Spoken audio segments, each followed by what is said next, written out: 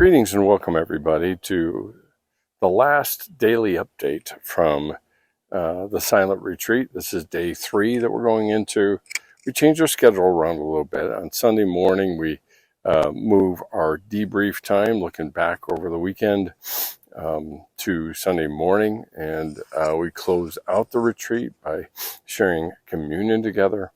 And so I wanted to give you some of a backdrop of going into this morning.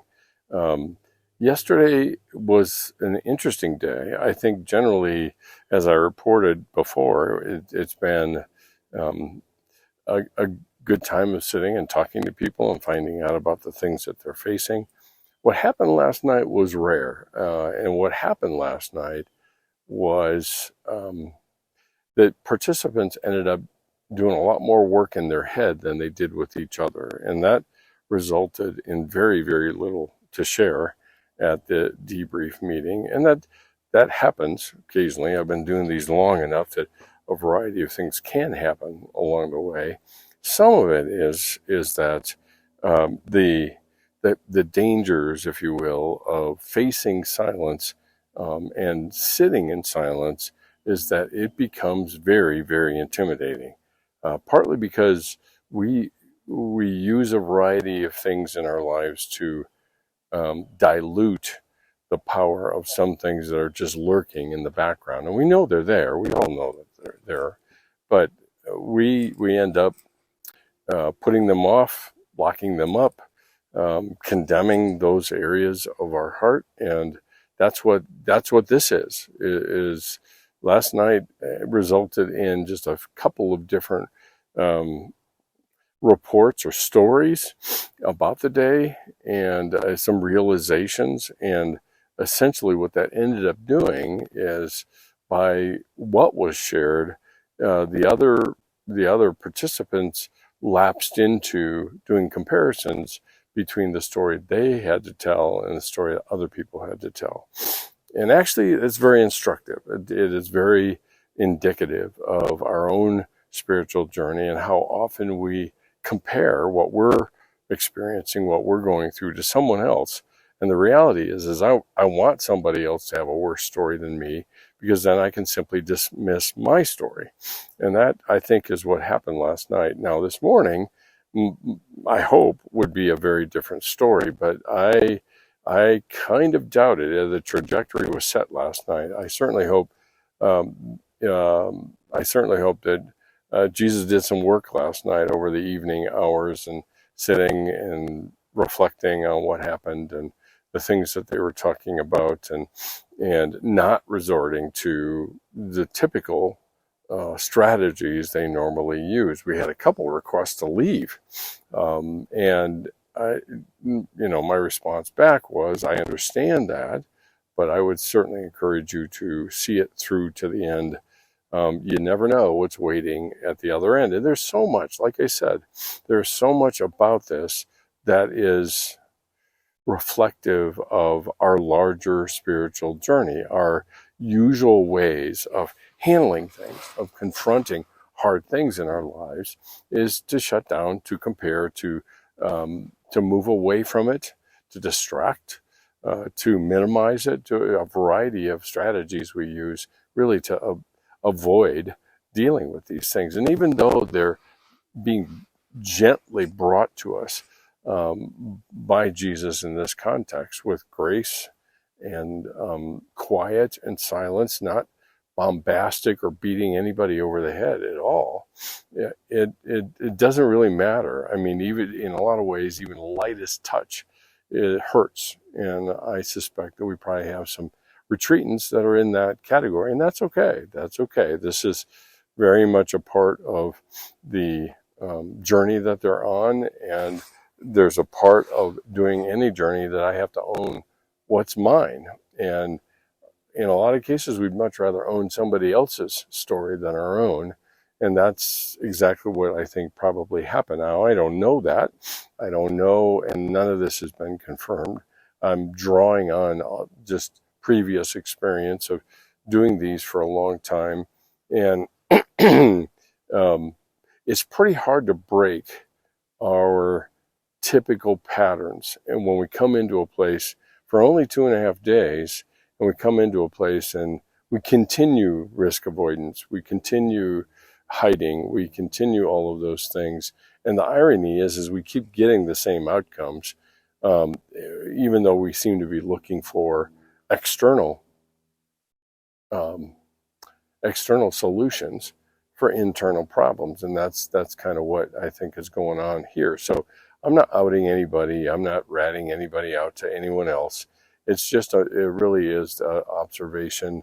I'm not sitting here being frustrated because it's not going the way it should.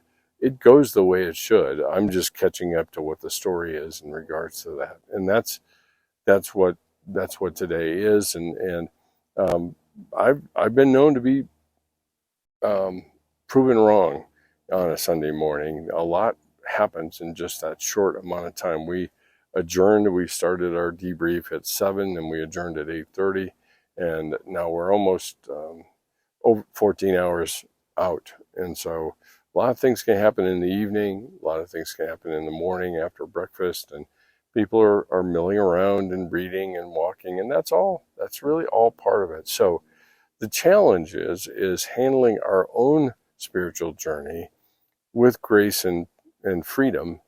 And why would we, the biggest challenge, I think, is that we just treat it like anything else, any other accomplishment, any other checking of the box that we need to do. And and that's the general observations. I will make one last entry in these daily updates once this morning is over and I have some time to mull it over and get back to the Northern Command Post, as I lovingly refer to my office at home. So there's that report to bring to you. Where I'm sitting is another one of these locations that are a favorite of mine. To some degree, this feels a little bit like a sanctum. As you can see, I am surrounded by trees. And if I turn my back, because right now I'm looking at the chapel from where I'm sitting, if I turn my back, it's like everything disappears and all that's around me is these trees. And a lot of them are what some people would identify as scrub oak, and they hold on to their leaves all the way through the winter.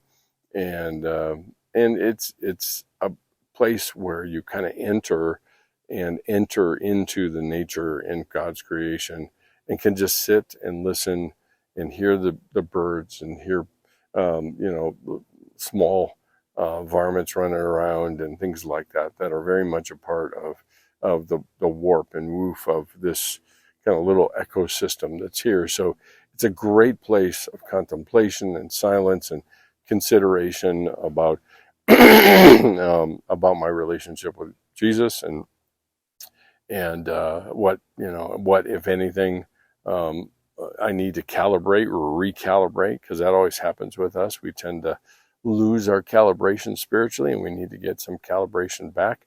Sometimes it's through people, sometimes it's through experiences like this. So this ends up being my little getaway. It's easy. It's a very easy location on the property here for people to walk by and never notice, and unless you know what you're looking for. And that's one of the reasons I like this place. So that's kind of the overview. It's a quick update in a lot of ways, because we haven't met yet. And my updates in the previous 2 days have always been at the end of a day, or a review of looking back at the day. So this is the anticipatory one before we actually meet, and I look forward to it. It's never dull. I wouldn't say never, but I don't get disappointed, because it's God's agenda, not mine, and it unveils itself rather than I know what it is going into the meeting, because God's up to, and Jesus is up to, so much more than I can see and understand. And my job really is to enter in with grace and mercy and acceptance, reflecting the Father's heart for the students that are here as participants. So that's it for the morning. I will have some concluding thoughts when I get back to home. But thanks for joining me. I appreciate your efforts in supporting and praying for us, and anything else that you can, or anyone else you can point in our direction. We're heavily considering putting in another retreat in the spring. But the only thing is that retreat has to be fully funded before we actually launch it. And that means that participants pay here $120 a day. Now, when you consider room, board, pretty much everything, that's a pretty good price, but at the same time, it can be really steep. So we need to develop a donation base to make it possible for students to afford coming to something like this. That one will be fully funded and supported by SGI. It won't be from CCU, which we have so graciously been given funds to offset some of the cost for our students. But prayerfully consider if you want to partner with us and help us to raise the funds to launch a fourth retreat in the calendar, in the school year.